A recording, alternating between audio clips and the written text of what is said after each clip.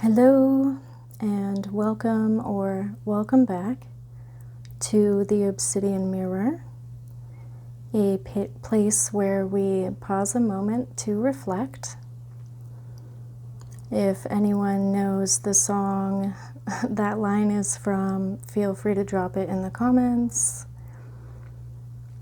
In any case, I want to give you a squeaky chair warning.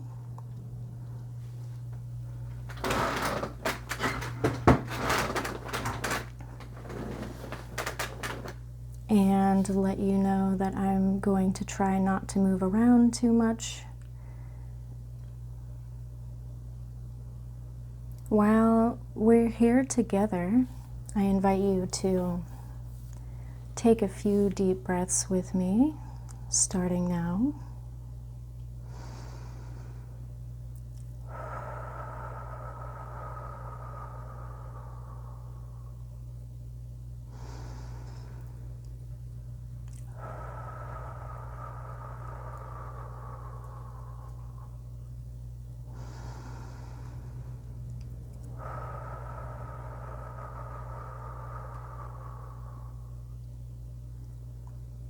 Thank you. Today we're going to do a shadow integration read. So I want to gently remind you to give yourself grace during this process. Feel free to pause and walk away if you ever feel the need. And while I am shuffling the cards, it might be a good time to locate some water or something to drink. Continue your breathing exercises. Shake out some excess energy. Whatever you want to do to slow down with me while I shuffle and pull cards.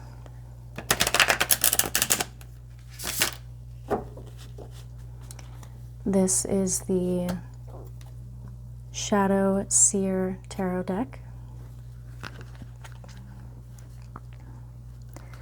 which is new to me. I'm not sure if you can tell, but the cards are pretty stiff right now. And I am doing my best to reduce the glare on these cards because they are quite glossy.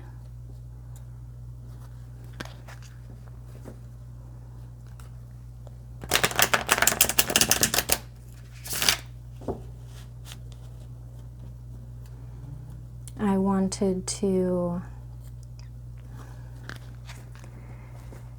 admit a mistake in my process. In one of my previous videos, I pulled the Five of Wands, which usually speaks to conflict, chaos, directionlessness, and disorganization. But I immediately jumped to what I view as a solution to that, which is rest, reflection, and a time for reorganization. So I skipped right ahead to this solution without acknowledging the energy of the card. And that is my mistake. So I hope that you can understand and forgive, or give me grace.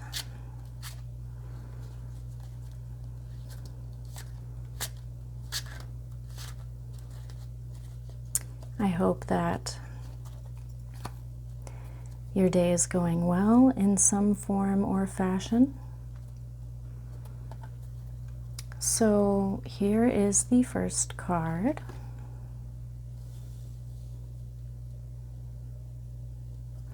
which represents the shadow theme.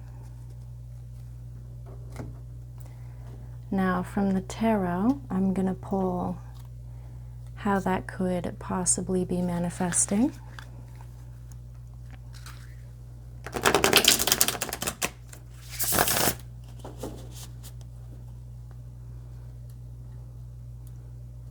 I would also like to say that I have received my first comments and likes on the channel, which I am very grateful for. That's super exciting for me. And I want to tell you how much I appreciate you wanting to engage with these videos in whatever way you choose. It is my intention to form some sort of community on this channel. And if you're on the tarot side of YouTube, you may have heard this called a collective.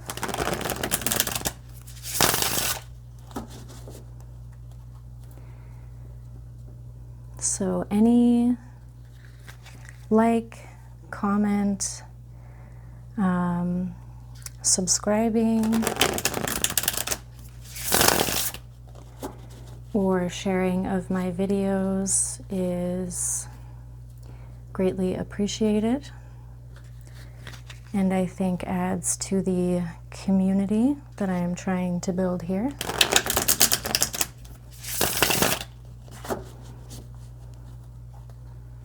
For the manifestation, we have the Two of Wands.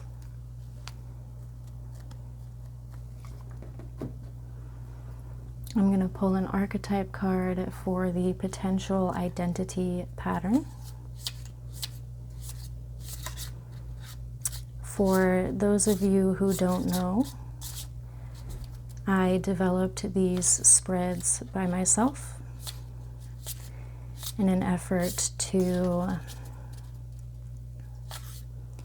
find or create a format of introspective tarot, or tarot that focuses on shadow work, which is not necessarily uncommon. And I am nervous but also excited to share these things with you. If there's some sort of creative project that you are working on, I would love to hear more about it. Feel free to drop it in the comments. Either way, I hope that you are having a good experience in creation mode, whether that be an artistic endeavor or something else. Perhaps you are also trying to co-create a community in your life, and I hope that you have success with whatever it is that you are trying to create. For the identity pattern,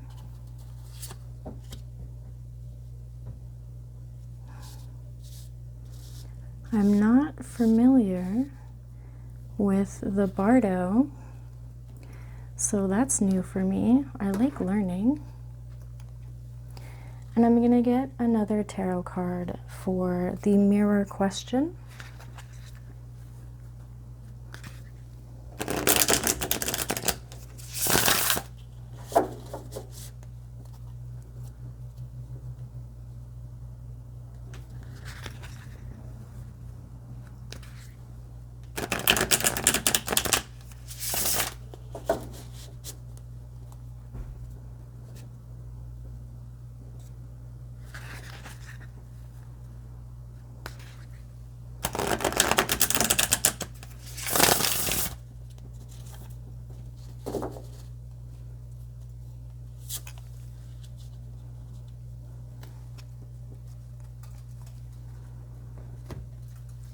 For those of you who are not getting a visual on what we've got going on here, I'm going to let you know what the cards are.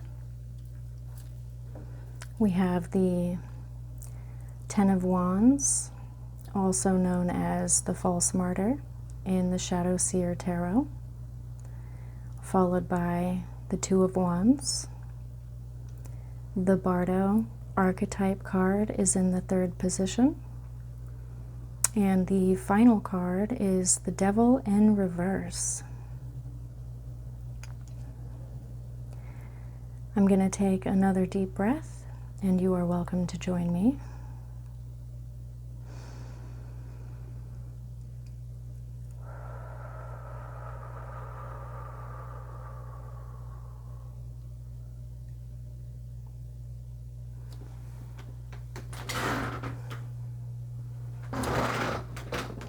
Excuse me while I adjust. In terms of the shadow theme, the Ten of Wands makes me think of the completion of a cycle and the opportunity to build from the previous experience. So this is both an end and the opportunity to start anew, though not from scratch. In terms of the Wands aspect, I get a sense of passion and liveliness. When it comes to the False Martyr, I think about narratives that we are told, narratives that we tell ourselves. Humans gravitate towards stories and learning through different representations of lived experience. That could be the theater, TV, movies, books, various types of media. And the idea that I get here is one of limitation. I think that the martyr, or the false martyr, rather, provides a very narrow data set for a given experience. And so it makes me wonder if there is more information to be gained in some story, if we are getting all of the information, if we are getting all sides of the story, and if the potential for understanding could increase somehow.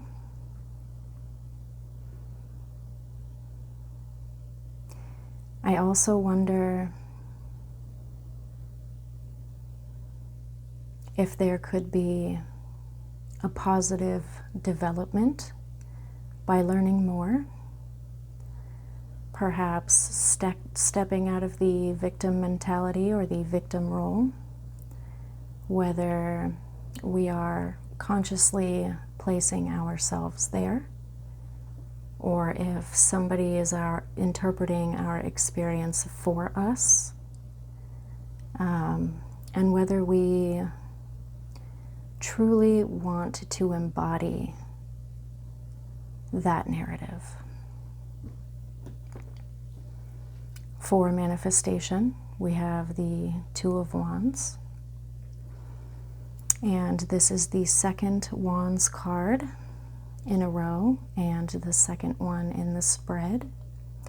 So there is a sense of a lot of energy. And Firstly, I wonder if the way the energy is being directed is constructive, or if it has a force that runs wild, sort of like a fire.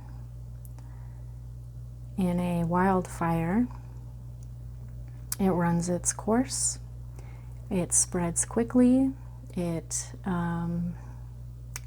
can be uncontainable at times. And twos speak to either balance or the need for balance or the potential for a rebalancing, and also choices. So I wonder, in terms of the false martyr, what choice is possible in the situation. Perhaps we choose to collect more information or hear somebody else's side of the story or tell our side of the story. So far in the spread, I get a sense of action. So, what possible action could be taken to balance a sense of martyrdom, or what could be an imbalanced narrative? For the identity pattern, we have the Bardo. Because this deck is new to me, I'm going to take a moment to look up the meaning, and I will read some of it to you. Now might be a good time to check in with your body, to drink something, to do some gentle stretching, or continue relaxing if that is something that you are able and safe to do.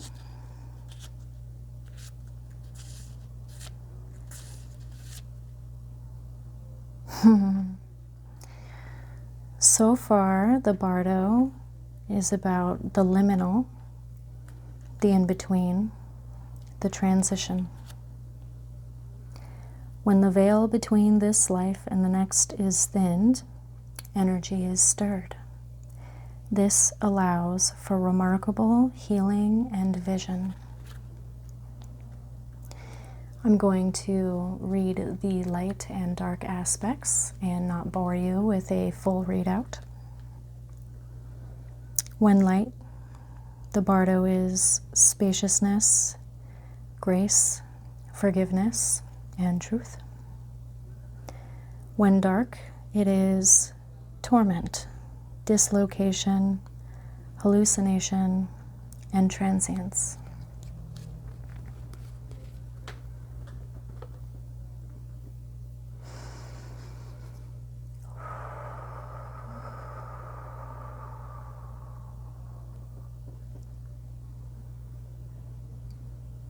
I think that in terms of the spread so far, there is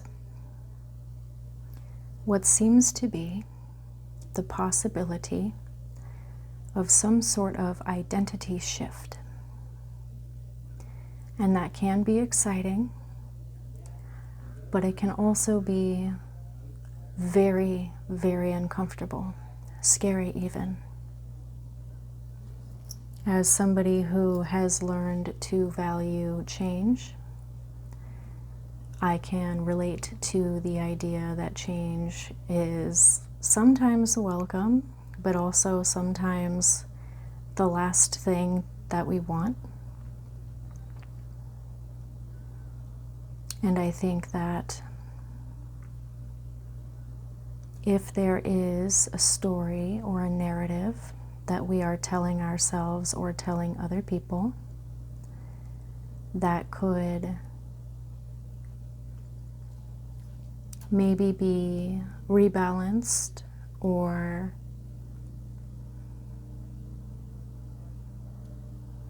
how do I say this?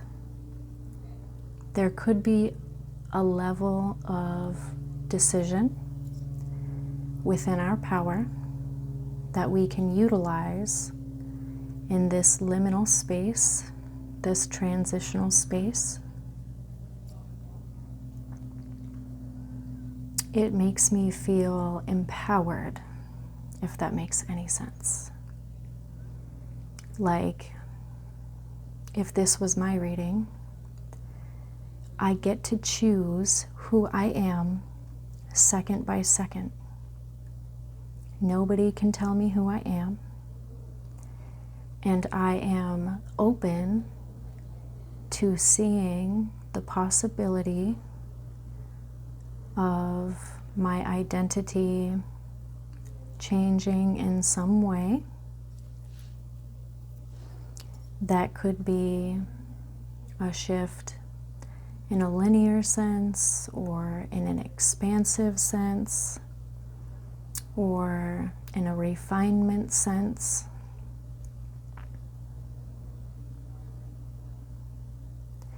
I really like how the image of the Bardo in the Wild Unknown archetype deck looks like life and death. There's an eye in the middle, ringed with skulls. And so it's sort of stripping away performity and seeing clearly with open eyes while we still can. It gives me a sense of immediacy and potential that I personally view as exciting.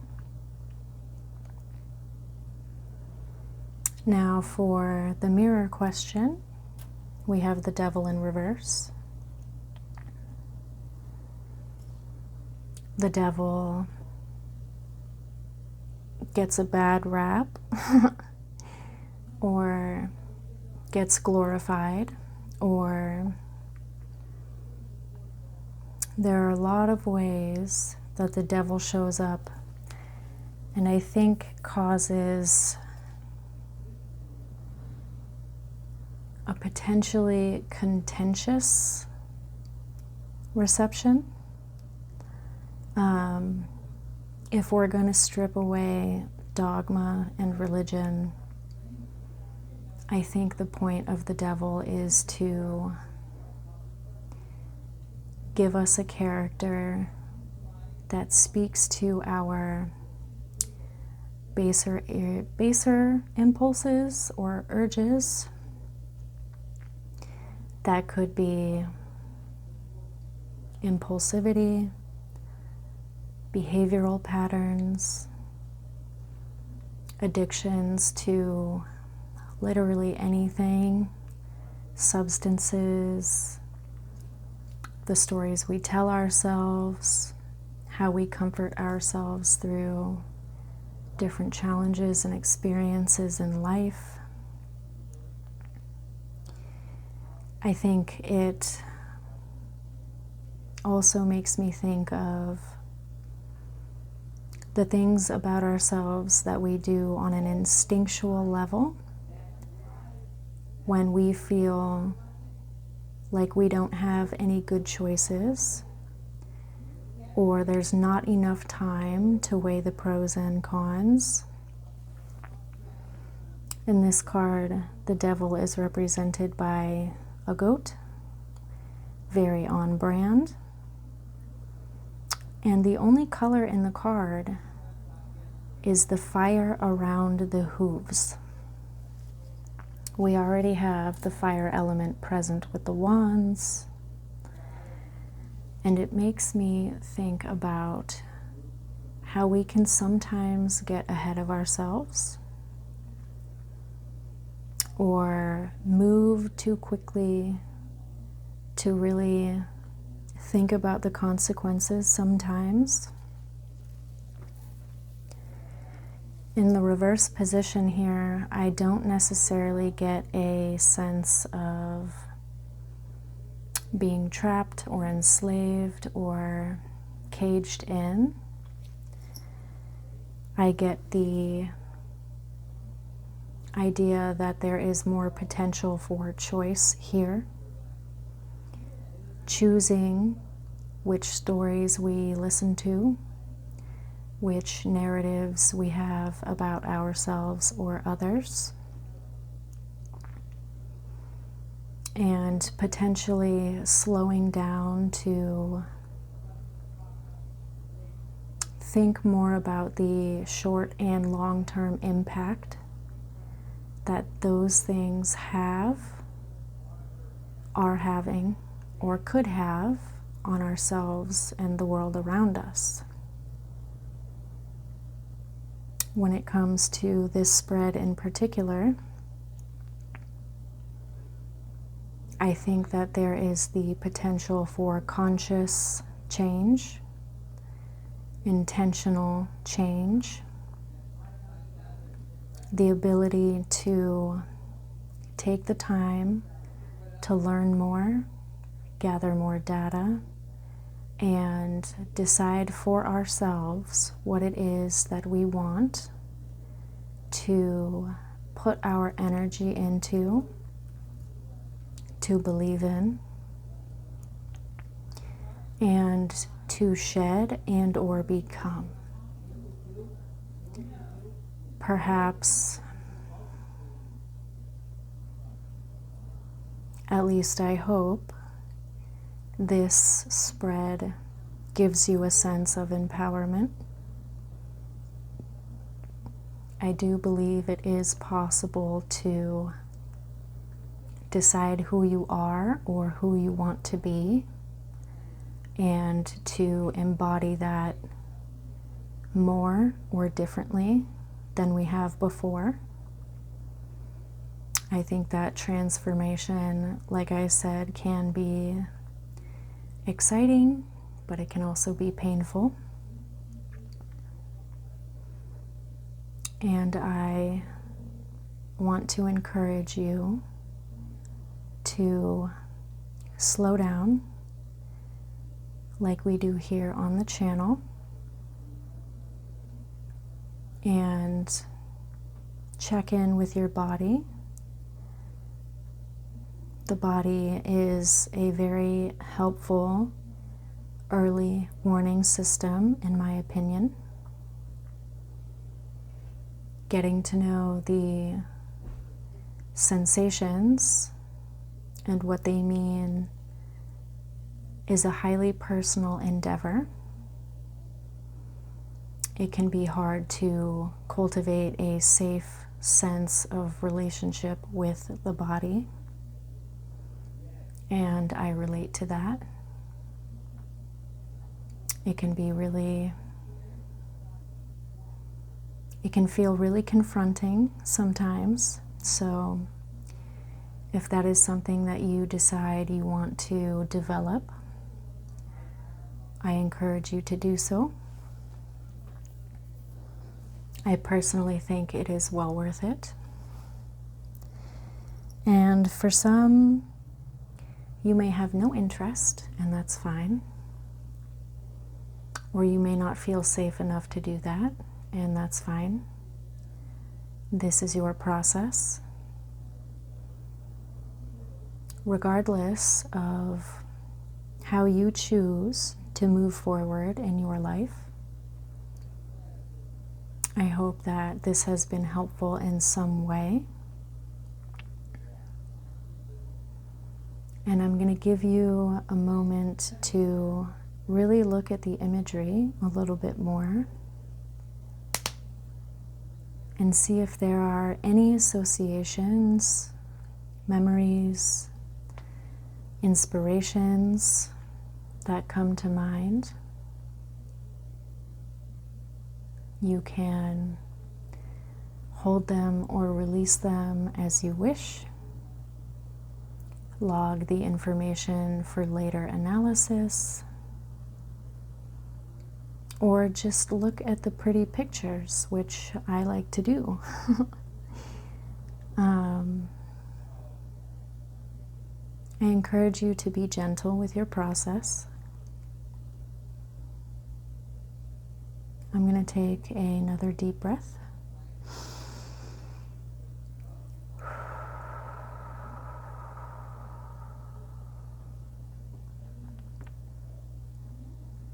And I want to reiterate that I am grateful that you chose to spend some time here with me today. And hopefully, I will see you again on the Obsidian Mirror.